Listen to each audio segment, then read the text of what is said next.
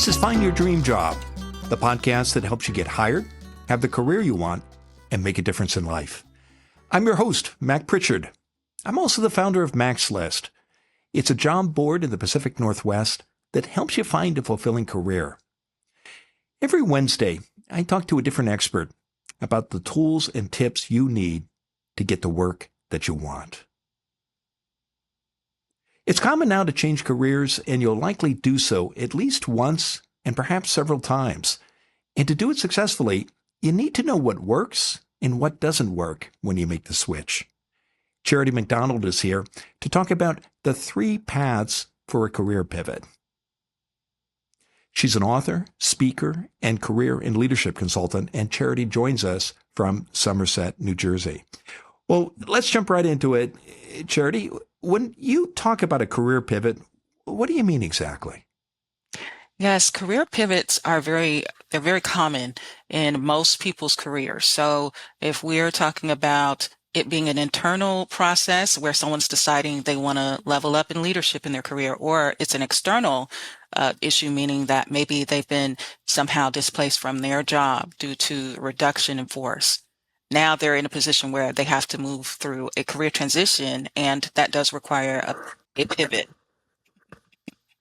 So sometimes it's a voluntary choice, and sometimes circumstances force you to make a career pivot. When people do choose to do it voluntarily, what's driving that typically? Yes, so a lot of people do find that they are not necessarily, for whatever reason, the position, they may have outgrown the position, they may feel that they're not being challenged enough, or they feel there aren't opportunities to grow within the role that they have. Those tend to be the main reasons why people make that decision to move forward and make a career pivot. And you mentioned a moment ago, Charity, that career pivots have become common. Why is that? Why? And how often should someone expect to make a career pivot?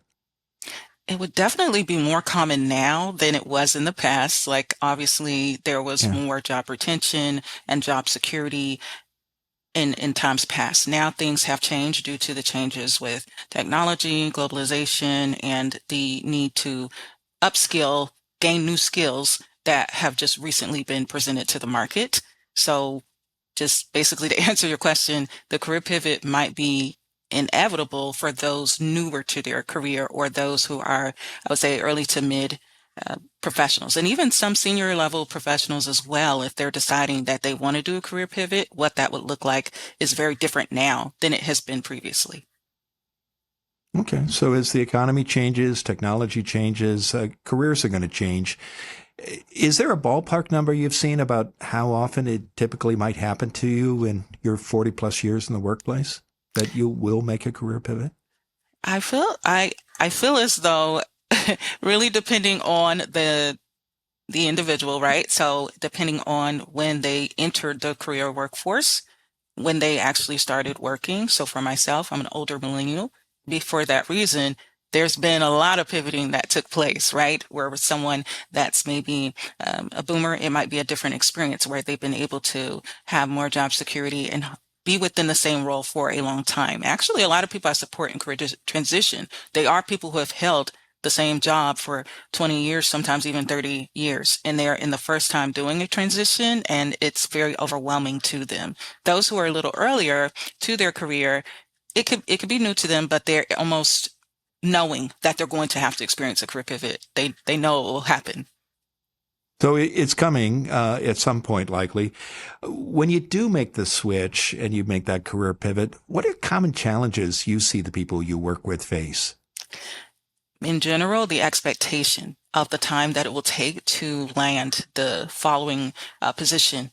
They tend to assume that, I guess, the time that it took previously, that's the same amount of time it should take, or that it will take really quickly, depending on the pivot that they're making, depending on the industry. So I tend to work with more people in the tech space, talent and HR as well. But I notice the tech professionals, they do assume it'll be a much faster turnaround. And as we see in the current market, it will take much longer in order to sustain their next role.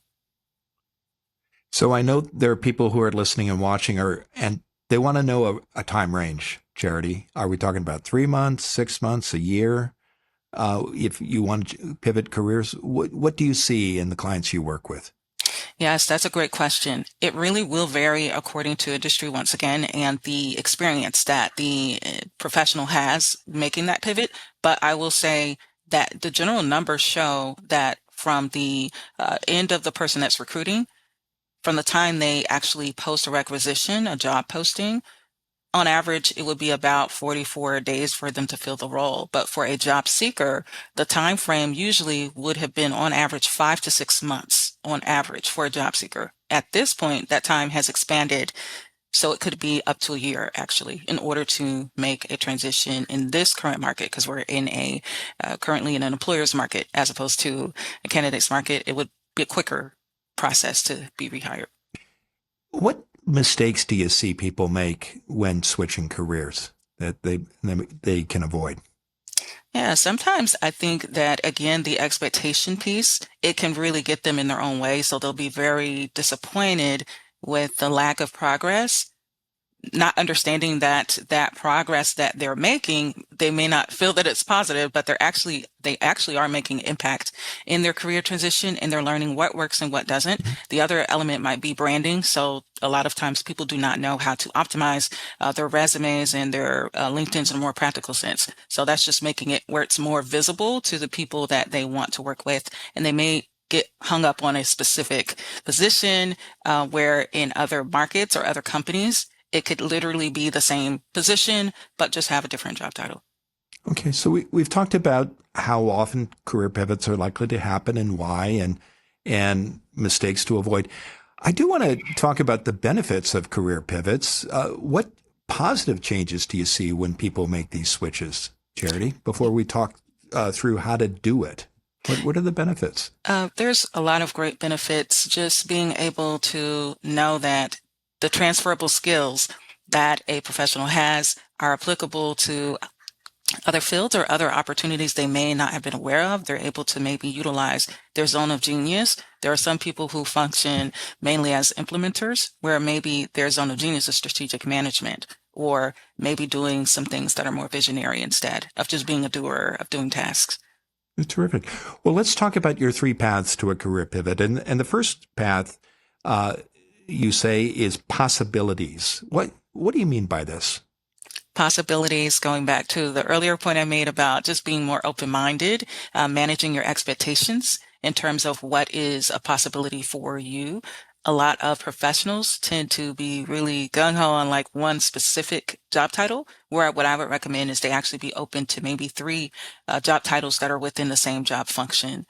And then with that, it actually expands the options that they have. Because in certain industries, a job can have a slightly different title or a different title completely, but it's a very similar function to what they were doing previously. When you have possibilities, you're just making room for more options to come your way. When you're kind of limiting or contracting the options, it makes it more difficult. There are an overwhelming number of job titles on the internet when you look at a job board like Indeed or MaxList. How do you recommend focusing in and finding out what those 3 job titles might be that you do concentrate on? Yes, when I'm working with someone in transition, I try to actually lean into what are their strengths. So what is their natural strengths? What are things that they are told they're good at doing? What are things that they would like to do more of? We're able to kind of get like assess your skills essentially and look at your skill stack. And from there, you can kind of determine, look at that as well as what are the in-demand skills in your field or the field you want to go into. So this will vary again from person to person, but taking inventory of what you're good at, what is in demand in the market right now in terms of skills. Okay. So focus on those 3 job titles and consider those possibilities. Let's take a break. And when we come back, I want to talk about the other 2 paths to a career pivot. Stay with us. When we return, Charity McDonald will continue to share her advice on the 3 paths to a career pivot.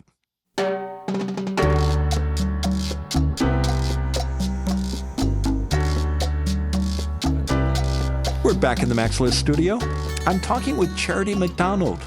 She's an author, speaker, and a leadership and career consultant. And Charity joins us from Somerset, New Jersey. Now, Charity, before the break, we were talking about 3 paths for a career pivot, and you walked us through the first one, which is possibilities. I want to have you take us through the other 2 paths for a career pivot. And the second one is patience. Why does patience matter when you make a career pivot, Charity?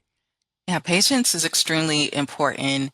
It's about managing your expectations, but also not getting in your own way and being impatient to where you're kind of just giving up before you've even, started to make real progress in your career pivot. So patience is really important in terms of just your mindset and managing your expectations in your career pivot journey.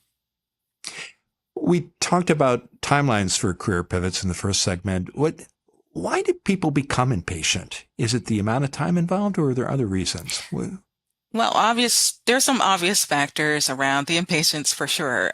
If someone is, let's say, making a career pivot because it's of external reasons, like reduction in force, where they were unexpectedly removed from their positions, or they just made the choice to leave their positions without there being something else in place, it does definitely carry over into they're going to be wanting to move a lot quicker with the whole process of career pivot. They want to move fast because now they're in a situation where they need to obviously replace their income. It helps with their livelihood as well. And other factors to impatience, it could just be their experience was that they were able to receive a position a lot faster. And in this current market, they're experiencing that it's much slower than it has ever been because it is an employer's market. So they're taking a lot longer.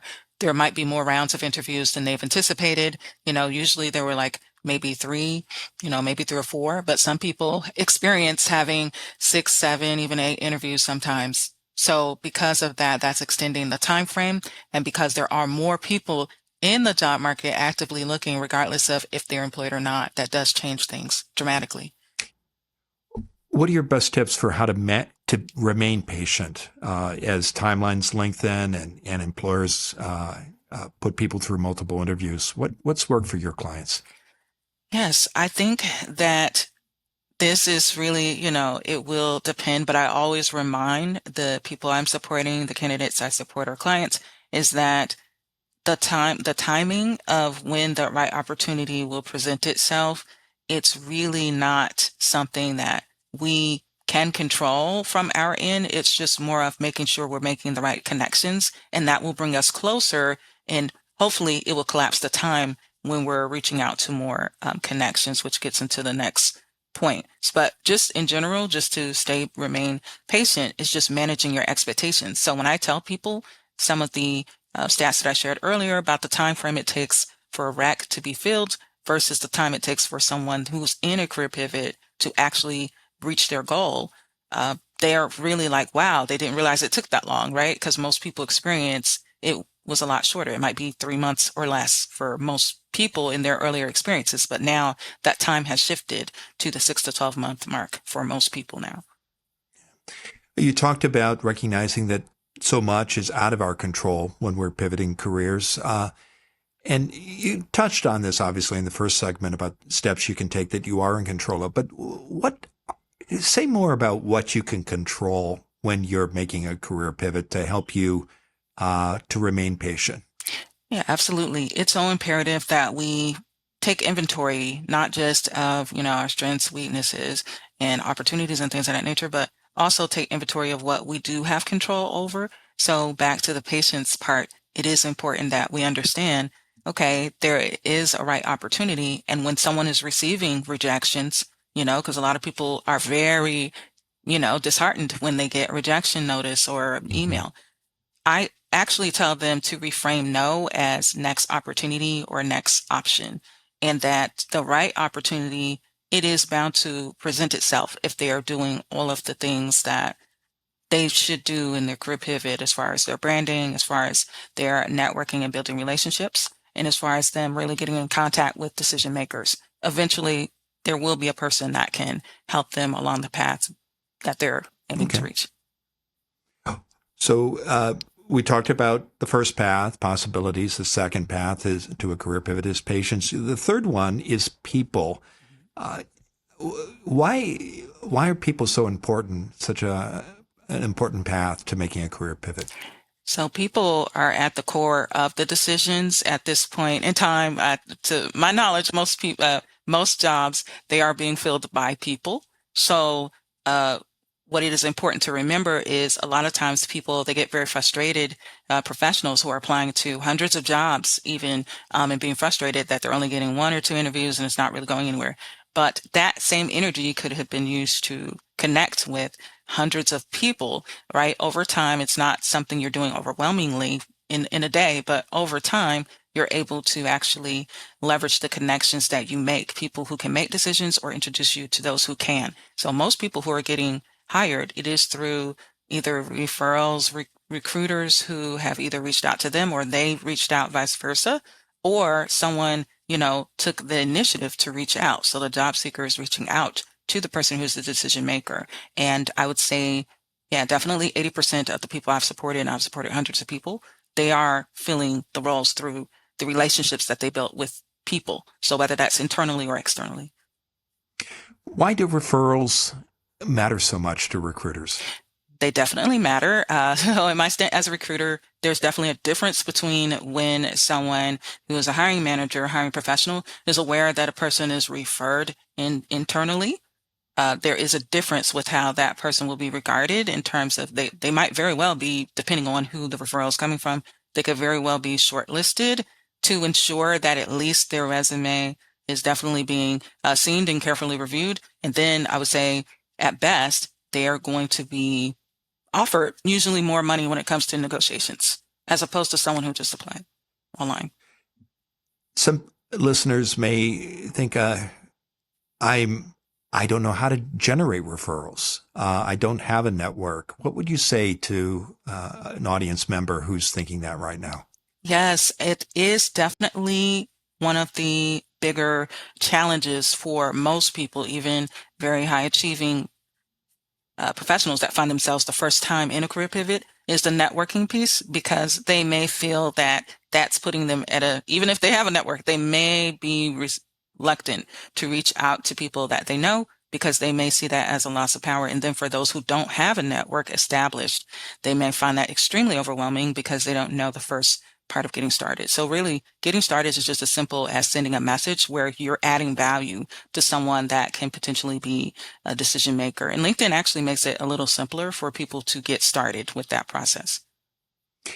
How do you coach people to use LinkedIn to make those connections that are going to result in those referrals that are going to get the attention of recruiters? What have you seen work? Yes, definitely going to the profiles and actually reviewing the profiles. So instead of just submitting your application when when it is open, so some of the recruiters and hiring professionals, they actually make their profile open on a job description. That's the great thing about LinkedIn in some cases. So you're able to actually go to the job itself, the description, and click on the picture of the person who made that post. You're able to send them a message, but I would say other than just send them a message like everyone else might do, you want to also connect with them and make a personal connection with them. So you want to make sure you review their profile and find commonalities that you have with them. And I found that that has helped. A VP of professional services, he said that he saw the volunteer work, I believe, that someone who was a hiring professional, basically a C-suite professional, they were able to connect from that because they had commonalities with their volunteer work and their interest outside of work. So that led to him being able to interview, and he was shortlisted for an opportunity. The other thing is that a lot of people just kind of don't know they don't know the folks. So they're maybe questioning, well, I don't know this person, so I don't want to reach out to them, but you just want to come from a place of adding value. Say more about that quickly. When you say a position of adding value, what have you seen work when people do that? Yes, adding value, like let's say maybe there are not commonalities or it's not that easy to find. Adding value would be the best way to get started with someone you do not know. So that could be sharing an article that's relevant to that person's interest, or sharing, a book that you're reading to help you grow in your professional development. You can also Also just kind of ask them what are different things that they're doing in their professional development, and just share with them, hey, I'm looking to develop in my profession. Are there some recommendations you may have? But you want to come from the place of offering value first. Terrific. Well, it's been a great conversation, Charity. Now, tell us what's next for you. What's next for me is I do have an impending book that I've co-authored with some great ladies in North America, and it is called Women Work in Leadership, Embracing Courage and Boldly Embracing the Leading Within, right? So it's about the self-leadership as well as team leadership as well, and also leading from different aspects, personally and professionally. I'm really excited about the book, and I feel it'll be of great value to anyone who's listening who wants to grow just in knowing what is the next step for them. What I love is each chapter will give practical advice at the end of, so you can get started right away. So it's inspirational, transformational, but also has practical advice. Well, congratulations. That's a big accomplishment, and I know it will help many readers. I know also that our audience can learn more about you, Charity, by connecting with you on LinkedIn. Yes. And when you do reach out to Charity on LinkedIn, please mention you saw or heard her on Find Your Dream Job. Now, Charity, given all the great advice you've shared today, what's the one thing you want our audience to remember about the 3 paths for a career pivot? I would say probably the most imperative is that people are the ones making the decisions. So if you're not connecting with people, whether they're people you know or people you do not know, that is what's going to bring you closer to the outcome that you want. And having that patience as well, that will help you, that over time, maybe a connection you met some months ago, they can circle back around to say, hey, I remember you were interested in opportunities in this particular industry. Perhaps I can do an introduction, or perhaps you can interview with my colleague. That happens as well.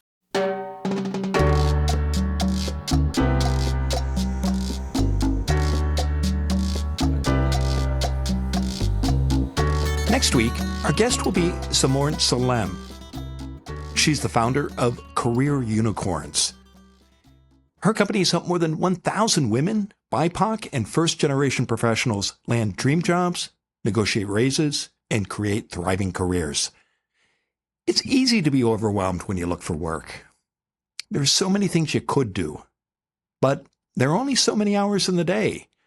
How do you avoid exhausting yourself? Join us next Wednesday when Simorn Salem and I talk about how to get your next job without burning out. Until next time, thanks for letting us help you find your dream job. This show is produced by Max List. Susan Thornton-Hoff schedules our guests and writes our newsletter. Lisa Kislenberry-Anderson manages our social media and creates our transcripts. Our sound engineer and editor is Matt Fiorillo, and our music is by Freddie Trujillo. This is Mac Pritchard. See you next week.